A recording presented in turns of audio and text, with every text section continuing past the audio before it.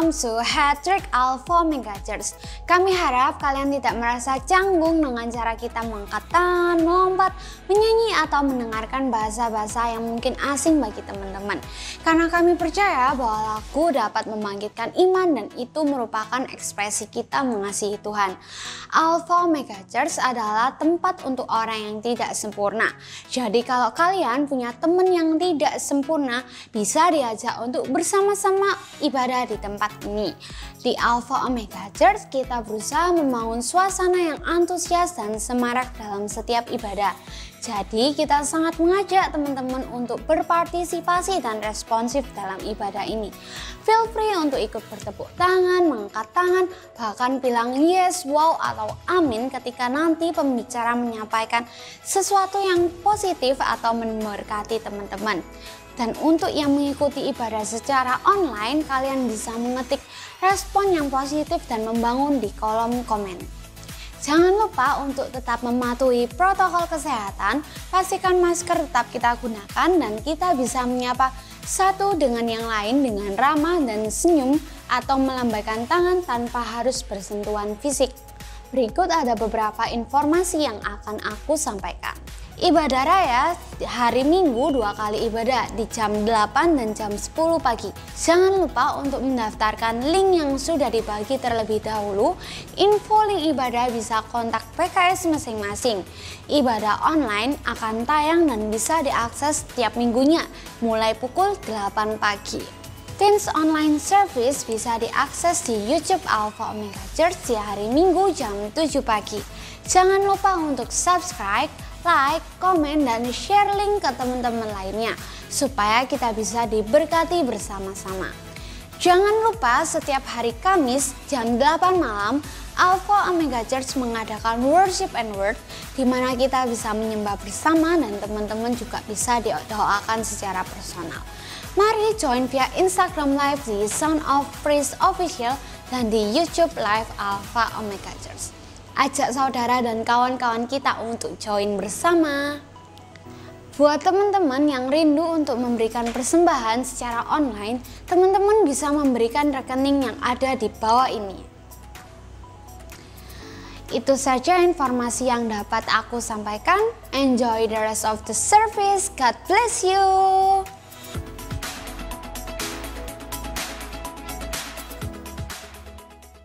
Hai semuanya, welcome to AOC Teen Online Service. Nah, siapa sih di sini yang suka ngeliatin bintang kalau malam? Pernah nggak sih kalian ngeliat bintang kalau lagi malam? Atau pernah nggak sih ketika kalian lagi overthinking nih malam-malam ya kan, sambil ngeliat bintang, terus kalian tuh pernah nggak sih mikirin kayak gini, seberapa besar sih alam semesta yang kita tempatin ini? Mungkin kayak di luar angkasa sana bumi ini sebesar apa, kemudian Bima Sakti ini sebesar apa, dan sebagainya. Pernah nggak sih kalian kayak memikirkan hal tersebut? Seberapa besar alam semesta yang saat ini kita tempatin? Atau pernah nggak sih kalian membandingkan diri kalian sendiri sama hal yang lebih besar dari kalian? Contoh, coba kalau kalian membandingkan diri kalian dengan hewan yang lebih besar, atau misalnya gajah ya kan.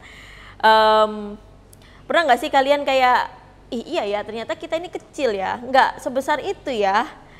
Kayak terlihatnya tuh ya jelas dibandingkan sama gajah ya kan, kita nggak ada apa-apanya ya kan. Apalagi kalau misalnya kita dibandingkan dengan alam semesta yang tadi kita bayangin, yang kayak aduh bumi ini sebesar apa ya, bulan itu sebesar apa ya, planet Mars itu sebesar apa ya, terus dibandingin lagi sama kita kayak kayaknya kita nih kayak butiran debu ya nggak sih, kayak kecil banget gitu di dunia yang saat ini kita tinggalin. Nah, atau mungkin diantara kalian ada nggak sih yang pernah bertanya-tanya gini, emang diriku ini berguna nggak sih?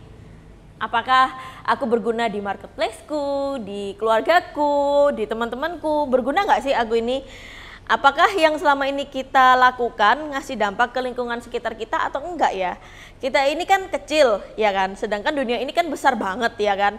Apakah kita yang cuma satu manusia ini memiliki arti bagi dunia ini? Pernah nggak sih kalian berpikir seperti itu? Atau mungkin setelah kalian dengar ini kalian jadi mikir, bener juga ya.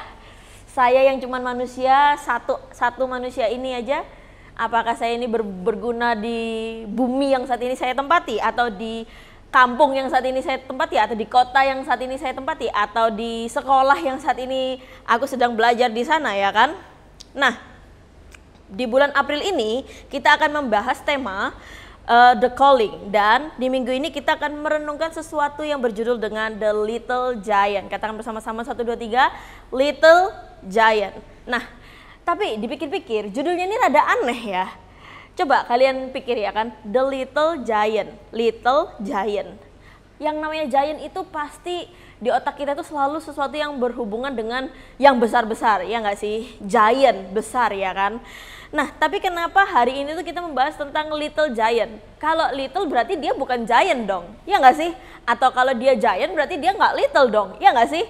Nah, aneh banget ini temanya. Kenapa kita membahas sesuatu yang judulnya Little Giant? Namanya raksasa ya pasti besar. Di sini aku akan bakal jelasin apa sih artinya Little Giant. Tapi sebelum itu kita akan buka bersama-sama 1 Tawarik 29 ayat yang ke-11. 1 Tawarik 29 ayat yang ke-11. Kita baca bersama-sama dengan suara yang keras. 1, 2, 3. Engkaulah Tuhan Allah yang besar, yang penuh dengan kebesaran dan kuasa, dan penuh dengan kemuliaan, pujian, dan keagungan. Segala sesuatu di surga dan di bumi adalah milik-Mu. Engkaulah Raja di atas semuanya. Amin. Nah, yang pertama kita akan bahas adalah the child of God. Katakan bersama-sama 1, 2, 3, the child of God. Siapa sih kita ini? Apa sih kita ini di dunia ini, ya kan? Kenapa sih ada kita di sini? Seringkali kita sebagai manusia selalu mempertanyakan arti dari identitas kita, arti dari jati diri kita. Sebagai manusia di dalam kekristenan, ya kan, suatu bentuk jati diri kita yang tidak akan pernah hilang dari diri kita adalah anak Allah. Kamu adalah anak Allah, saya adalah anak Allah, kita adalah anak Allah. Katakan bersama-sama, saya adalah anak Allah. Katakan 1, 2, 3, saya adalah anak Allah. Oh, sekali lagi katakan, saya adalah anak Allah. Saya adalah anak Allah. Kita akan lihat bersama-sama pembuktiannya di mana, C? Di Galatia 3 ayat yang ke-26. Galatia 3 ayat yang ke-26. Sebab kamu semua adalah anak-anak Allah karena iman di dalam Yesus Kristus. Wow. Kamu semua adalah anak-anak Allah di dalam iman Yesus Kristus. Karena iman di dalam Yesus Kristus. Banyak di antara kita yang lupa akan jati diri kita. Benar atau enggak? Seringkali kita lupa kalau kita ini yang menyebabkan ketika kita lupa jati diri kita, itulah yang menyebabkan kita merasa seringkali itu sendiri, ya kan? Seringkali kita merasa tidak percaya diri, seringkali kita merasa selalu penuh dengan kekurangan, kemudian merasa segala sesuatu yang jelek-jelek terhadap diri kita, karena kita lupa identitas kita, yaitu anak-anak Allah. Nah, sebagai manusia tentu saja kita memiliki banyak kekurangan, bener nggak? Ada nggak sih di sini manusia yang nggak ada kekurangannya? Oh ya, nggak ada, karena kita semua ini adalah manusia. Sebagai manusia tentu saja kita ini punya banyak kekurangan, dan seringkali kita membatasi diri kita sendiri dengan hal-hal seperti ini yang menyebabkan banyak sekali manusia itu gagal untuk berkembang. Selalu terjebak dalam situasi yang sama. Coba deh, kalian semua yang ada di rumah atau dimanapun kalian berada, kalian coba sekarang bayangin. Kalau seorang bayi, ya kan, hidup sendiri tanpa ada bantuan orang lain atau orang tuanya sendiri nggak bantuin dia, sudah pasti bayi itu tidak akan bertahan kalau tidak dirawat sama orang dewasa. Bener atau enggak? Coba aja, kalian kalau lihat bayi, ya kan, bisa makan sendiri enggak? Enggak bisa. Bisa minum susu sendiri enggak? Enggak bisa. Ganti popok sendiri bisa enggak? Enggak bisa. Kalau enggak ada orang dewasa yang bantuin bayi itu atau ngerawat bayi itu tidak akan bisa bertahan hidup. Bener atau enggak? Nah, seringkali hal ini terjadi pada anak-anak Kristen zaman now. Banyak dari kita yang sudah lepas saat kondisi rohani kita itu masih baik, ya kan? Nah, dan itu menyebabkan kenapa kita tidak bisa bertumbuh secara rohani. Dan seringkali kita lemah dalam menghadapi tekanan-tekanan yang ada di hidup kita. Nah, satu hal yang ingin kita baca bersama-sama, Tuhan kita adalah Tuhan yang besar dan kita semua adalah anak raksasa. Kata bersama-sama 1, 2, 3. Tuhan kita adalah Tuhan yang besar dan kita semua adalah anak raksasa. Wow. Child of God. Kita adalah anak Tuhan. Yang kedua, yang perlu kita tahu adalah grow in God. Kata bersama-sama 1, 2, 3. Grow in God. Sebagai manusia, kita semua pasti bertumbuh dan gak mungkin kita akan menjadi bayi seumur hidup. Bener gak sih? Apa kalian pernah lihat bayi begitu lahir selamanya akan oe-oe, selamanya akan minum susu, selamanya akan pup di popok? Pernah lihat? Kita semua pasti akan bertumbuh ya kan? Badan kita tambah besar ya kan? Gigi kita tumbuh. Kemudian tangan kita jadi tambah panjang, kaki kita tambah panjang, semakin hari kita bisa semakin bertumbuh dan sedemikian rupa. Nah, ada nggak sih di sini yang badannya masih sama gedenya seperti waktu kalian baru pertama kali lahir atau newborn? Ada nggak sih yang seperti itu? Kalau nggak salah, bayi newborn itu 3 kilo sampai 4 kilo ya nggak sih? Mungkin bisa lebih besar, bisa lebih kecil, tapi sekitaran itu. Nggak mungkin kayak baru lahir 10 kilo ya kan, langsung 50 kilo ya kan, nggak mungkin. Nah, ada nggak sih yang kalian di sini yang lagi nonton, beratnya itu sama seperti kalian waktu pertama kali lahir? Nggak ada kan, pasti semuanya akan mengalami yang namanya pertumbuhan, baik itu secara umur, fisik, psikologi manusia, tetapi bagaimana dengan kondisi rohani kita? Pertanyaannya, apakah kita sudah mengalami yang namanya pertumbuhan? Sebagai manusia kita tidak bisa menghambat pertumbuhan kita di duniawi, ya kan? Secara duniawi. Kita tidak bisa mencegah tubuh kita untuk bertumbuh tinggi atau bertambah besar. Oke, aku nggak mau tinggi, aku mau tetap mini aja, mini size. Nggak bisa. Pasti ada yang namanya pertumbuhan. Mungkin itu nambahnya 1 cm, 2 cm, 3 cm, tapi itu tetap terjadi yang namanya pertumbuhan, ya kan? Tetapi dalam pertumbuhan rohani, itu tidak datang secara tiba-tiba seperti apa yang terjadi di tubuh kita atau secara fisik. Tapi dalam pertumbuhan rohani, kita harus memilih untuk bertumbuh dan belajar dalam kebenaran yang datang dari Tuhan. Katakan amin. Amin. Nah, kita akan baca bersama-sama Efesus 4 ayat yang ke-13 sampai 16. Efesus 4 ayat yang ke-13 sampai 16. Yang sudah ketemu katakan yes. Ketik yes di kolom komentar, yes. Oke, kita baca bersama-sama. Efesus 4 ayat yang ke-13. Sampai kita semua telah mencapai kesatuan iman dan pengetahuan yang benar tentang anak Allah, kedewasaan penuh dan tingkat pertumbuhan yang sesuai dengan kepenuhan Kristus, ayat yang ke-14, sehingga kita bukan lagi anak-anak yang diombang-ambingkan oleh rupa angin pengajaran, oleh permainan palsu manusia dalam kelicikan mereka yang menyesatkan, ayat yang ke-15, tetapi dengan teguh berpegang kepada kebenaran di dalam kasih kita, bertumbuh di dalam segala hal ke arah Dia, Kristus yang adalah kepala. Ayat yang ke-16, daripadanya lah seluruh tubuh yang rapi tersusun diikat menjadi satu oleh pelayanan semua bagiannya. Semua dengan kadar pekerjaan tiap-tiap anggota menerima pertumbuhannya dan membangun dirinya di dalam kasih. Amin. Nah, dari sini kita belajar, jika kita manusia tidak hidup sendiri saja, tidak hanya Tuhan yang mencari manusia, tetapi para penyiasat juga ternyata mengejar kita. Seringkali kita merasa aman karena kita tidak merasakan gangguan langsung dari iblis. Namun, satu yang perlu kita ketahui, jika iblis tidak dapat menguasai kita, maka iblis akan tidak pernah menyerah untuk selalu mempengaruhi hati kita. Wow, iblis dapat memberi pengaruh melalui banyak cara. Untuk mengejar hati kita, dia bisa mempengaruhi dunia luar, seperti pergaulan yang salah, atau apa yang kita baca, apa yang kita tonton, apa yang kita dengar, ataupun dari dalam diri kita sendiri seperti overthinking atau keraguan yang kita miliki. Itu semua adalah pengaruh-pengaruh dari iblis. Lalu apa sih yang harus kita lakukan? Apa sih yang harus bertumbuh dari hidup kita? Ada beberapa hal yang harus bertumbuh dari hidup kita. Yang pertama adalah body atau tubuh. Seringkali di dalam gereja kita harus membahas pertumbuhan rohani. Tapi di sini aku pun mau mengingetin ke kalian semua bahwa pertumbuhan fisik itu juga sangat penting. Kita tidak boleh lupa selama kita masih hidup di dunia ini, kita juga perlu tubuh fisik kita. Oleh karena itu penting bagi kita untuk selalu menjaga yang namanya kesehatan, mulai dari membangun kebiasaan yang baik, olahraga yang cukup, dan juga makan makanan yang baik bagi tubuh kita. Kita lihat sama-sama di 1 Korintus 6 ayat yang ke-19 sampai yang ke-20. 1 Korintus 6 ayat yang ke-19 sampai yang ke-20. Kita baca bersama-sama.